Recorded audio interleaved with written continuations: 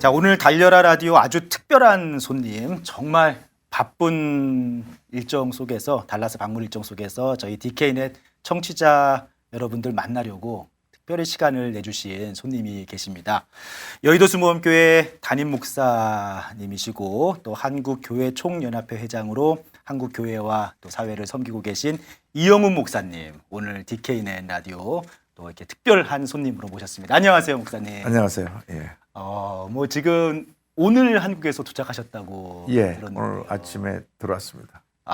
피곤하실 텐데 예. 일정이 뭐 달라스 일정이 아주 타이트한 일정, 사실은 아주 바쁜 일정이신데 또 이렇게 라디오 한인 라디오 방문해 주셔서 너무 감사합니다. 이 지역에서 가장 귀하게 쓰임 받고 있는 방송이니까 네. 또 와서 말씀 나누기 위해서 왔습니다. 감사합니다. 우리 청취자 여러분들도 아마 깜짝 놀라셨을 것 같은데요. 자, 이번에 목사님 뭐 오늘 오셨다가 이제 일정 소화하시고 바로 수요일 날, 그러니까 모레 또 예. 돌아가시는 바쁜 일정으로 들었습니다. 네네. 네.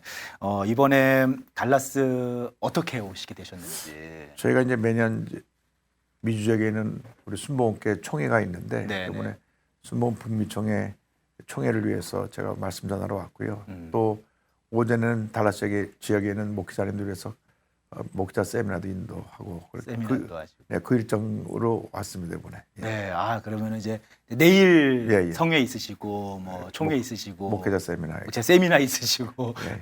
이렇게 바쁘신 와중에 제가 지금 방송 막 들어가기 전에 이야기 들어보니까 오늘 도착하셨다가 그 비행기 그 크루들하고 같이 한국 돌아가신다고 하셨는데 그 들어왔던 팀과 같이 그러니까 들어왔던 팀하고 같이 예, 돌아가신다고. 바쁘신 중에 여기 와주셔서 감사드리고요. 저희 방송국에도 한 8년 전이었죠. 네, 8년 2015년에 2015년에. 다녀간 것 같습니다. 네, 예. 그때도 아주 좋은 말씀 많이 해주시고 기억에 남아 있는데 또 이렇게 오랜만에 뵀는데도 여전히 저는 3일 이렇게 한국 방문하고 하면은 저기 굉장히 힘들 것 같은데 또 이렇게 건강하게 뵐 수 있어서 너무 감사하네요, 목사님. 8년 만에 와 보니까 네. 달라스가 굉장히 많이 변했죠. 발전했고 또 한인 사회가 교포사회가 그 미국 지역에서 굉장히 그 활성화되어 있고 예. 영향을 지역사회에 미치고 있는 그러한 한인회로 자리 잡고 있어서 네. 참 감사한 마음이 있습니다. 맞습니다. 8년 동안 달라스 도시 자체도 많이 발전했지만 네. 한인 사회도 많이 커졌죠. 한국에서 제가 사실 소식을 듣기는 이제 안정된 그 직장이나 학교를 위해서 달라스 지역으로 많이 간다. 많이 이주오시고. 텍사스로 많이 간다는 얘기 네. 들었습니다. 네. 와 보니까 실제로 뭐 한 15만 된다까지 된다는 얘기를 들으니까 맞아요. 요즘 많이 커졌죠. 예, 엄청나게 많이 부흥했다 그런 생각을 합니다. 많이 부흥했다라는 표현이 또 굉장히 와닿기도 하네요. 자, 우리 이영훈 목사님, 여의도 순복음교회 이제 담임 목회를 벌써 2008년과 15년째 15년 하고 예, 계시죠. 예. 네. 여의도 순복음교회 하면은 세계 최대 단일 교회로 지금도 영향력을 끼치고 계시고 조용기 목사님 후임으로 2대 담임 목사님으로 이제 선출되셔서 15년째 목회를 하고 계신데 지금까지 변하지 않는 목회의 비전과 철학 또 이 시간에 한번 좀 소개를 해주신다면. 순복음교회가 한국에 이제 처음 들어와서 그 자리를 잡게 된 것은 1953년에 교단이 생겨나고 나서 그다음에 58년에 여의도 순복음교회가 이제 창립이 됩니다. 올해 65주년입니다. 네. 그래서 이제 조영기 목사님께서 그때까지 한국 교회 목회에서 강조하지 않았던 성령의 역사에 대한 강조점, 네. 성령 운동의 역사로 말하면 한국 교회 하나의 목회의 지평을 바꿨다고 할 수 있는, 그러니까 목회 트렌드라 할까 방향을 바꿔놨습니다. 그 전에는 말씀 제자 훈련에만 포커스를 맞추고 주로 와서 말씀을 듣고 가는 것으로 신앙생활의 전부였는데 이제는 성령의 다이나믹한 역사를 통해서 은혜를 체험하고 나가서 전도하고 또 교회 온 사람들이 기적을 체험하고 병 고침 받고 하는 그런 역사가 일어났기 때문에 그 전통이 지금까지도 변함없이 65년 동안 순복음교회 하면 성령운동, 성령운동 순복음교회 그 트렌드가 우리 순복음교회를 오늘까지 있게 했고 지금도 성령운동 역사로 교회는 날마다 부흥하고 있고요. 그래서 가장 중요한 것이 이제 성령의 역사, 한국교회 말씀 전통의 역사와 함께 성령의 역사를 같이 강조해서 한국교회 부흥에 기여했고 또 그것이 지금도 계속 그 색을 이어나가고 있는 가장 핵심적인 내용이 됩니다. 네. 그 조용기 목사님하고 인연이 좀 이게 궁금하기도 합니다.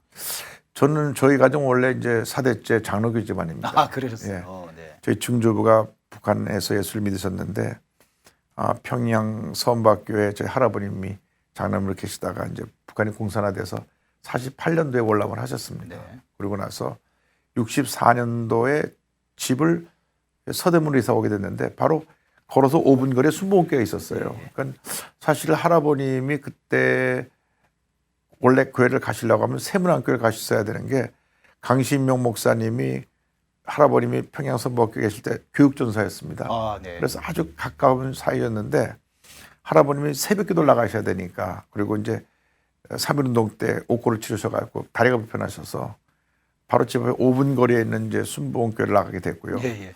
할아버님 한 석 달을 새벽 예배를 갔다 오시더니 제 가족을 모아놓고 아주 젊은 양반이 말씀이 살아있고 성령으로 충만해서 우리가 순복음교회로 옮겨야 되겠다. 아, 그러셨어요. 참 그때는 획기적인 일이었던 것이 4대째 장로교 집안이었던 가정이 순복음이 그때 여러 가지로 좀 이렇게 좀 화제가 될 때였죠. 그렇죠. 네, 여러 가지로.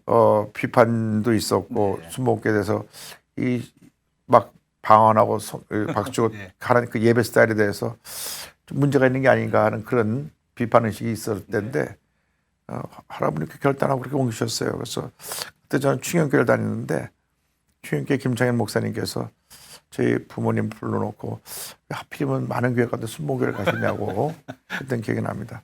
어쨌든 그렇게 돼서 저는 10살 때부터 조용기 목사님을 그러니까 돌아가실 때까지 57년, 58년을 모셨습니다. 58년을. 네. 그래서 저에게는 영적인 아버지 같은 분이시고요. 목사님이 하신 말씀은 늘 제가 그냥 아멘으로 순종했던 것 같고 특별히 조용기 목사님한테 배웠던 신앙 가운데 절대 긍정의 신앙, 네.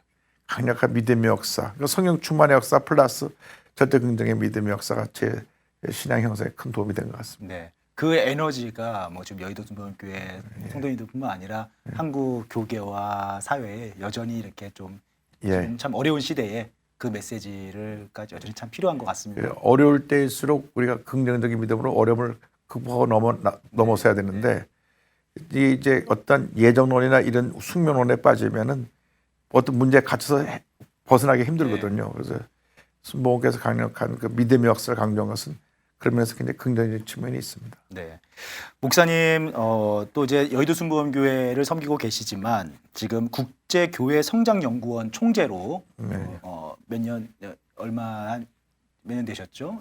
요번에 새로 이제 제가 네, 추대가 됐습니다. 추대가 되셨고 그 다음에 한국교회 총연합 그러니까 한교총 대표로 계신데 이게 이제 어떤 또 단체들인지 좀 소개해 주세요. 국제교회 성장연구원은 우리 조용기 목사님께서 전 세계의 교파를 초월해서 메가처치 목사님들, 단임 목사님을 다 모셔서 전 세계 교회 부흥을 위해서 결성한 국제적인 조직입니다. 그리고 초교파적인 조직이고 그래서 각 나라마다 그 CGI 대표되는 이사들이 있어서 그 나라에서 가장 부흥하고 큰 교회를 갖고 계신 목사님들이 함께 모여서 각 지역의 교회 성장에 대한 노하우를 나누고 성장을 서로 돕는 일에 우리가 뜻을 모아서 각 지역마다 가서 그 부흥회도 컨퍼런스 하면서 세계 교회 성장을 역사를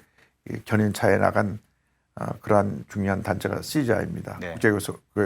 국제교회성연구원이고요. 조용기 목사님께서 이제 여의도 순복음교회 달림하시면서 사실은 세계가 깜짝 놀랄 만한 그런 부흥의 역사를 이루지 않으셨습니까? 그렇죠. 그래서 이제 뭐 유럽 지역에서 북미 지역에서 또 중남미 지역에서 아프리카 지역에서 이 교회 성장 세미나를 할 때는 그 나라에서 가장 많은 사람들이 모인 대형 집회를 갖고 또 목회자 컨퍼런스를 했습니다. 그런데 이제 조용기 목사님께서 처음 가시고 난 후에 CGI 멤버들이 다 모여가지고 이것을 계속 개성해 나가자.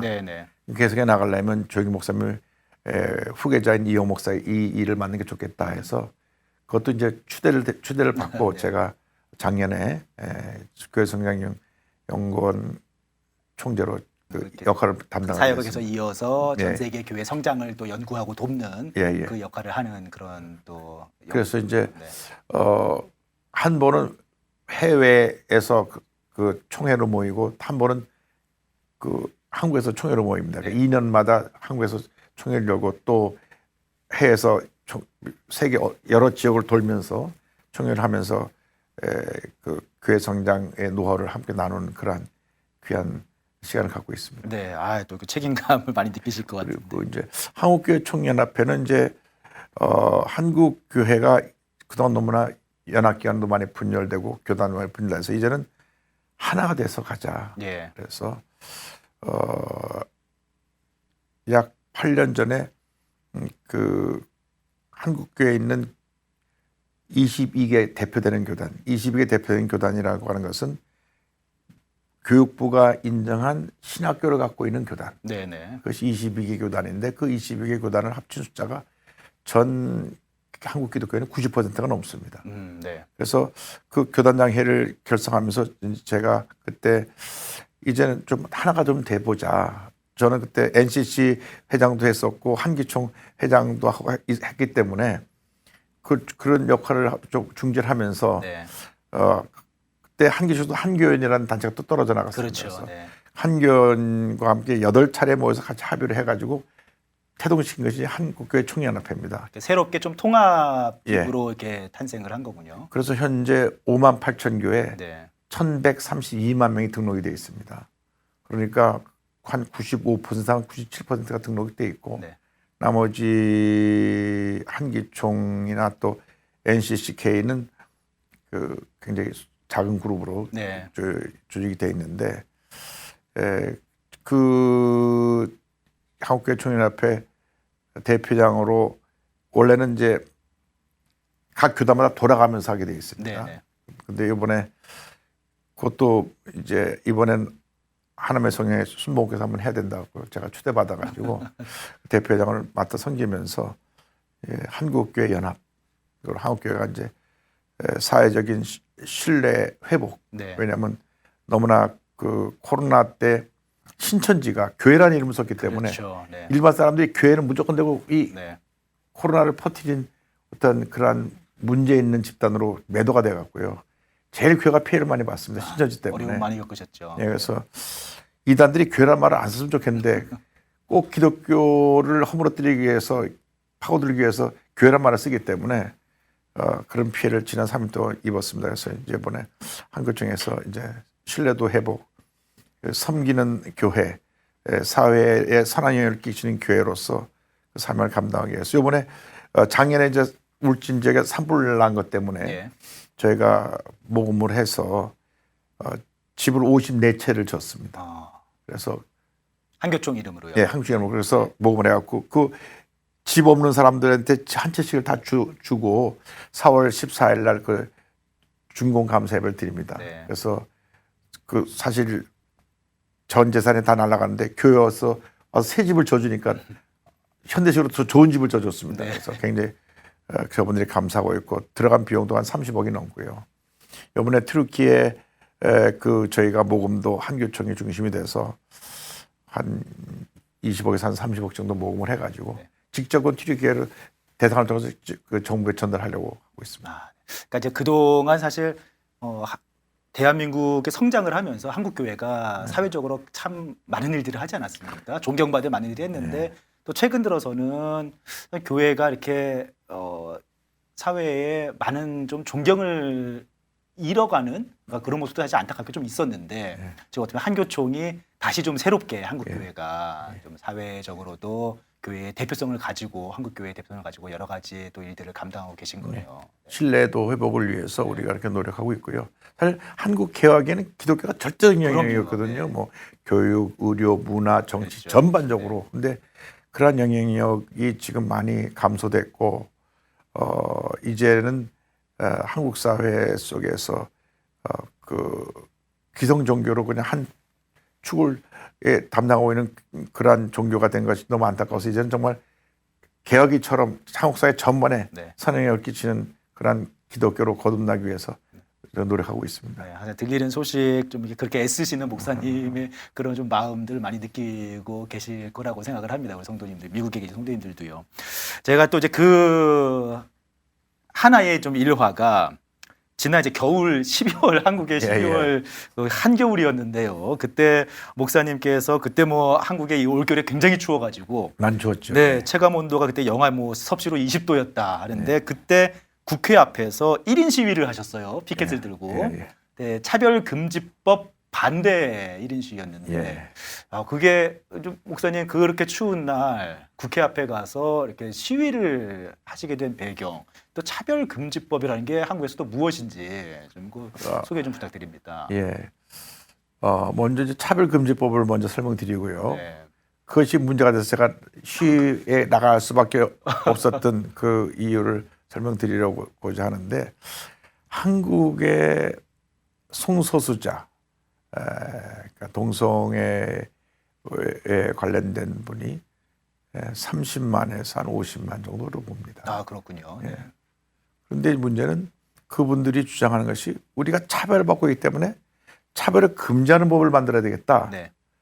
그래서 그들이 이제 여러 가지 법안들을 이제 계속 국회에서 이제 올리고 있습니다. 네.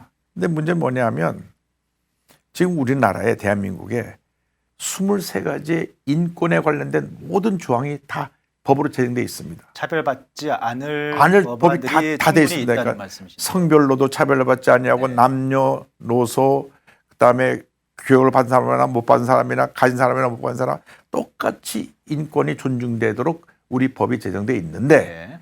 이분들이 만드는 법은 특별히 성소수자를 위한 법을 만들어서 그들에 대한 어떤 그 부정적인 의견이나 견해들이 얘기되어질 때 얘기된 사람이 불이익을 겪게 되는. 그래서 다수가 오히려 역차별 받게 되는 법이 차별금지법입니다. 한국에서 이제 그게 요즘에 논란이 되고. 예, 그래서 지금 뭐 미국은 그것이 무너졌고 아시아에서도 대만이 무너졌기 때문에 우리가 이건 안 된다. 우리가 이것은 한국 전통적인 우리의 관습에도 맞지 아니하고 네. 기독교 신앙에도 맞지 아니하고 또 한국처럼 OECD 국가 중에 최저의 저출산 국가가 더군다나 동성애자들을 위한 그 과잉보호법 네. 다수를 차별하는 역차별법을 만약에 우리가 제정하게 된다면 이것은 한국교회 사회에 아주 큰 어려움, 문제를 가져올 것이다. 네. 그래서 그런 문제점을 우리가 미리 보고 위기의식을 가지고 한국교회 모든 목사님들이 이 일에 앞장서서 어쨌건 알려서 이것은 역차별법이니까 이 법에 대해서 어떤 경우에도 법이 되지 않게 해달라 하는 의미로 국회의원들이 출입하는 문 앞에서 우리가 모든 목사님들이 매주 돌아가면서 목사님들이 지금 돌아가면서 릴레이로 그래서 지금 무슨 몇 달째 계속하고 있죠. 올해도 계속될 겁니다. 그렇군요. 그래서 이제 그때 가서 서서 그 시위를 한 것입니다. 그러니까 이제 이게 미국에서도 한동안 논란이 많이 됐었고 사실 텍사스 저희가 사는 텍사스는 좀 보수 성향이 있는 남부 지역이라서 아직까지 이제 그런 것들이 좀 지켜지고는 있습니다만 예를 들어서 미국에서도 동성 커플이 뭐 웨딩 케이크 시작을 부탁했는데 그렇죠. 업주가 만들 수 없다라고 거부하면은 이제 좀 그렇죠. 고소 고발을 당한다든지 이제 뭐 목사님들에게 주례를 부탁했는데 동성 커플 주례를 거부하면은 불이익이 간다든지 이제 그런 것들이 이제 미국에서 일어나고 있던 사례였는데 한국에서 이제 그런 차별금지법이 시행된다면 좀 그런 피해가 당연히 발생할 수 있죠. 그러니까 문제는 본인들을 우리가 차별하지 않는데 본인들이 차별한다고 얘기를 하면서 역차별법을 만들기 때문에 그 문제입니다. 네. 우리가 그들을 차별한 적이 없어요. 교회 동성애자 들어오지 말라고 사인 붙인 적도 없고 교회 사인을 붙인 것은 친천지는 들어오지 말라는 사인이 있습니다만은 동성애자에 대한 어떤 차별적인 언급이나 지침이나 내린 적이 없습니다. 그들을 차별을 하지 않는데 차별하지 않아요. 우리는 그들이 신앙을 가지고 주님 앞에 바로 돌아 나와서 정상적인 삶을 살기를 원하죠. 어떤 불이익을 준 적도 없고요. 네, 근데 법적으로 다수의 다른 사람들에게 네. 과잉 보호를 통한 역차별에 그렇죠. 반대한다. 만약에 성경적으로 이렇게 잘못다고 얘기했을 때 이분들이 우리가 우리를 혐오하는 것도 느꼈다고 해서 목사님을 고발하면 네.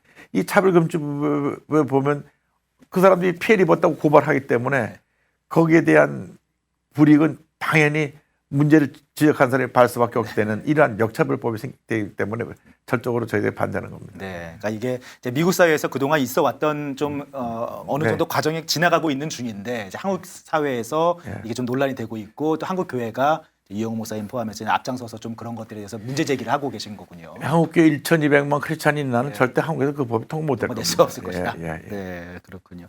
또 이게 방금 전에 또 말씀하시다가 저출산 이야기도 하셨어요. 예. 한국에 얼마 전에 뉴스를 보니까 부부당 0.78명, 그러니까 예. 한 명이 되지 않는다. 예. 네, 이거 지금 굉장한 충격을 줬는데. 그건 제가 한 15년 전부터 저희 교회에서 이제 출산 장려를 강조하면서 그러게요. 네. 저희가 이제 한 명 아이를 낳으면 100만 원, 2명 낳으면 200만 원, 3명 낳으면 500만 원, 넷 낳으면 1,000만 원을 줍니다. 그러니까 교회 성도님 부부가 예. 애를 낳으면은 교회에서 지원금을 주는 거죠. 주는 겁니까? 저는 정부에다 미리부터 얘기한 것이 예. 아이들이 태어나면 출산도 고등학교 졸업 때까지는 기본적인 생활비를 나라에서 줘야 된다. 네. 그리고 아이를 갖게 되면은 살 수 있는 집을 한 채씩 줘야 된다. 정부 임대주택을 준다는 말이죠. 네네. 그럼 기본적으로 아이를 낳을 수 있는 어떤 여건이 마련되는데 지금처럼 아이를 낳으려고 해도 아이를 낳아서 살 수 있는 공간도 없고 네. 아이 하나 낳아서 기르려면 그 생활비도 부족하고 해서 이게 복합적인 문제더라고요. 예, 그래서 여러 가지가 다 복합적인데 일단 교회에서 캠페인을 벌여서 일단은 출산 장려금이라도 주자 해서 그게 한 벌써 10몇 년 되셨다고. 10년 넘었습니다. 10년 넘으셨어요. 예. 뭐 그래서 이것은 제가 뭐 이명호 대통령 시절부터 계속 정부의 관계자 얘기하고 또 얘기했는데 다 들으시고 공감하시면서도 어떤 정책을 못 내놓으시더라고요. 정부가 좀 여의도 수목회 정책을 좀 빨리 받아들였어야 지금까지 쓴 되는데요. 돈이 300조가 넘는답니다. 그러게요. 네. 근데 그 돈을 출산하는 가정에 직접 혜택을 줬더라면 이렇게까지 안 됐을 텐데 앞으로 한국 사회의 가장 큰 위기가 저출산 문제입니다. 다른 그것도 뭐 남북의 문제 뭐 이런 거 다 떠나서 동성애 문제도 다 떠나서 제일 심각한 게 인구 절벽의 문제고요. 현재 한국 대학교 정원이 52만 명입니다. 네. 근데 작년에 24만 명 태어났거든요. 그러니까 앞으로 18년 후에는 한국 대학이 절반 이상이 다 문을 다 닫습니다. 그래요. 닫게 네. 됩니다. 네. 그래서 지금 네. 교육부에서 가장 고민이 대학 정원 줄이는 것, 네. 그다음에 지방에 있는 대학 총폐합하는 겁니다. 그래서 이런 문제, 사회적인 이슈에 대해서 교회에서 좀 이렇게 공헌하고 싶은데 사회가 그 정부가 이런데 좀 관심하고 귀를 기울여주지 않는 것이 좀 안타까운 부분이 있습니다. 어떻게 보면 오래전부터 이제 교회의 사회적 역할이라든지 사회적 목소리, 뭐 이제 교회가 복음도 전하지만 사회적 역할도 감당을 하는 것이니까요. 당연하죠. 네. 저는 이제 복음 전도가 개인 구원뿐 아니라 사회 구원까지 확산돼야 네. 된다. 그리고 나가서 생태계 구원까지, 기후 문화, 환경적인 요인까지도 교회의 사명 중에 하나다. 네. 그리고 환경 파괴를 해서 기후가 이렇게 정말 그 환경 파괴로 다가온 결과로 뭐 캘리포니아에서 뭐 눈이 폭설이 맞습니다. 쏟아지고 이번에 이런 눈이 많이 왔죠. 네, 그런 여러 가지 것을 보면서 하나님이 주신 자연을 잘 관리하는 것도 우리에게 주신 책임이고 교회 그것도 교회의 책임이다. 요한복음 3장 10절에 하나님이 세상을 이처럼 사랑하사 그랬거든요. 네. 하나님이 사람을 이처럼 사랑하사가 아니고 세상을 이처럼 사랑하사라는 그 말씀은 사람뿐 아니라 온 지구를 관리하는 책임도 우리에게 주셨다는 것을 저는 생각합니다. 네. 그래서 주셨다고 생각합니다. 안 그래도 이제 여의도 수목교회가 지금도 사실 이제 지성전들을 많이 분리 독립 시키신 걸로 알고 있는데 그래도 여전히 세계에서 가장 큰 교회고 뭐 교회 재정도 뭐 굉장하실 텐데 제가 듣기로 뭐 그 1,000억 원 뭐 올해 예산이 1,100억 세웠는데요. 그래요? 그중에 재정이? 네. 한 3분의 1을 구제 선교비로 씁니다. 한 350억에서 한 400억 정도 이렇게 네. 우리가. 그냥 재정도 굉장하지만 그 중에서 3분의 1을 어떻게 보면 구제 활동을 해서 그냥 전적으로 다 사용을 하시면은 그것도 액수가 굉장합니다. 코로나 그 3년 지나면서 너무 힘들어서 저희 교인들 또 영세상인들 또 청년들 그 지원을 작년 말에 중으로 했을 때 한 160억 정도를 집중으로 지원했습니다. 네, 코로나로 인해서 어려움을 겪으시는 분들. 청년들한테 한 30만 원씩 그 생활 지원비 주니까 너무나 청년들이 기뻐하더라고요. 또 어린애 가진 사람은 양육비로 50만 원씩 6살 미만은 50만 원이 다 집어넣어 줬습니다. 사실은 미국에서는 정부에서 그런 것들도 좀 많이 하긴 했는데 한국은 이제 그렇게까지는 못했는데 교회가 또 그 역할을 하고 계셨네요.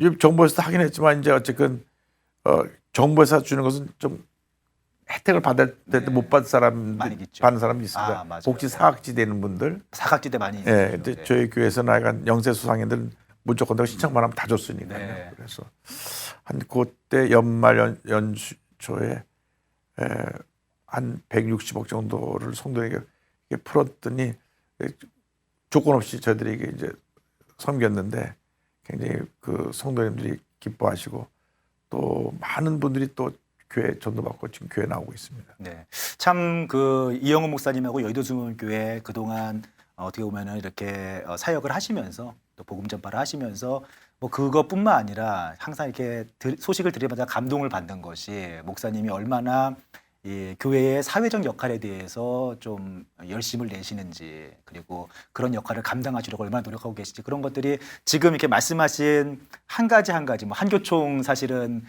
교회 연합부터 시작해서 다양한 분야에서 그 일들을 하고 계신 것이 또 우리 성도들뿐만 아니라 뭐 사회에 좀 감동을 주고 있는 것 같습니다.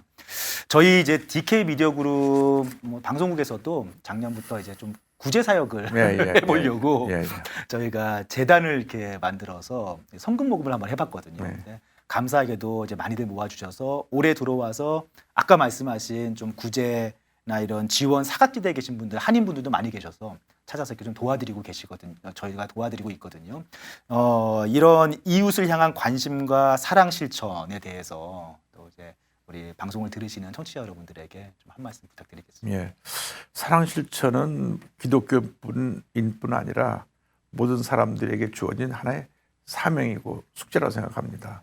하나님이 인간을 창조하신 것은 서로 돕고 사랑하라고 사랑하는 존재로 그래야 참된 행복이 있다는 것을 우리가 알게 되는 것인데 그동안 너무나 물질 만능주의 속에서 이기주의로 살았던 우리들의 모습을 반성하면서 특별히 저는 미국에 사는 분들에게 부탁드리고 싶은 것은 이 풍요로움 속에서 진정한 풍요로움은 베풀고 나누는 데 있다. 네. 사랑은 주는 것이지 받는 것이 아니다. 네. 그래서 그러한 사랑 실천을 우리 모두가 한 마음 돼서 실천했으면 사회가 얼마나 더 아름다워지겠나. 특별히 달라스 지역부터 시작해서 한인 사회가 중심이 돼서 이런 사랑 실천 운동, 섬기고 나누는 운동을 정해 나간다면 미국 사회에 새로운 희망과 꿈을 전해주는 그런 귀한 운동이 될 줄로 믿습니다. 네, 이영호 목사님 이제 항상 한결같이 이렇게 또 한국 교계에서 또 한국 사회에서 너무나 이렇게 중요한 역할 또 귀감이 되는 존경받는 역할 해주셔서 너무 감사한 마음 또 이 시간에 전해드리고요. 바쁘신 일정 중에도 또 이렇게 달라스 청취자 여러분들 8년 만에 이렇게 귀한 말씀 주시려고 방송을 방문해 주셔서 너무 감사드리고요. 마지막으로 우리 달라스 동포 여러분들에게 좀 귀한 좀 힘과 위로가 되는 권면의 말씀 한 말씀 부탁드리겠습니다. 예, 아무리 겨울이 춥고 길어도 봄은 밝아옵니다. 밤이 깊으면 새벽에 밝아오듯이 지난 3년 동안 그 힘든 시간을 우리가 지나고 이제 2023년도를 맞이했는데 정말 좋은 일이 올해는 많이 일어날 것입니다. 네. 저는 우리 모든 성도들에게 얘기했습니다. 올해는 정말 우리가 모두가 주님 안에서 모든 것이 잘 되는 복된 해를 맞이할 것이다. 가정도 사업도 하는 모든 일도 하나님의 은혜 가운데 우리가 잘 될 것이다 라고 하는 꿈과 희망의 메시지를 전합니다. 동포 여러분 정말 꿈과 희망을 가지고 희망찬 새해에 그 이전에 보지 못했던 놀라운 은혜와 축복을 받는 복된 한 해를 맞이하시기를 바랍니다. 네. 하나님이 함께하고 계시고 또 그렇게 복을 내려줄 것입니다. 너무 또 힘이 되는 것 같습니다. 목사님 이렇게 귀한 시간 너무 감사드리고요. 또 달라스에서 뭐 아주 짧은 일정 바쁘게 소화하고 가실 텐데 건강하게 또 일정 잘 마무리하시고 돌아가시기를 저도 또 기도하도록 하겠습니다. 오늘 함께해 주셔서 감사합니다. 감사합니다.